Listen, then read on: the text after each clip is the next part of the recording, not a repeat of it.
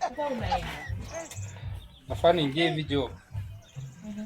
So itabidi nijitoe saa hizi. Sitakumiss kweli ama usiende. Lazima niende job. Alafu Aujourd'hui aussi.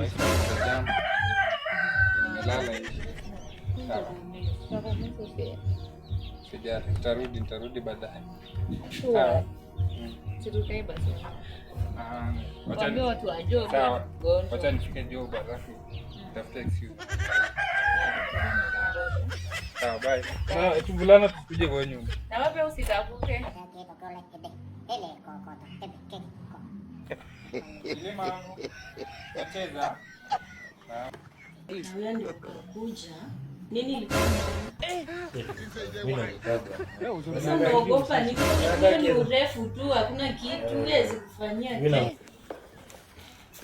Aujourd'hui aussi c'est un autre. Unajua kwa refu ile kuna nguvu akinipata. Urefu huwa nampiga huyu, hakuna kitu anaweza niambia mimi. Hazina mwogopa. Unajua wewe ni kama bibi, wewe ni tofauti. But mimi fanya vani. Huyo jamaa usimwogope, hata kwa barabara ukutana naye usimwogope. Hazina mwogopa. Lakini anakujua. Jika anajua lakini mimi namuogopa. Unajua tu bibi ya mtu. Yeye sana anajua ni bwana wake. Aujourd'hui aussi Ni vani shika ni wewe leo simekuwa si kama last. Umekuwa na uoga lakini sura ilikuwa kitu ya haraka.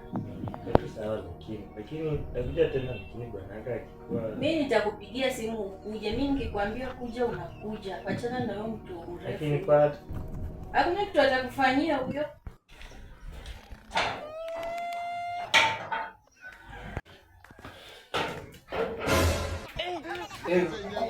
Kwa sawa? Aujourd'hui aussi. Na chai already. Iko. Sawa? Ndio kunywa.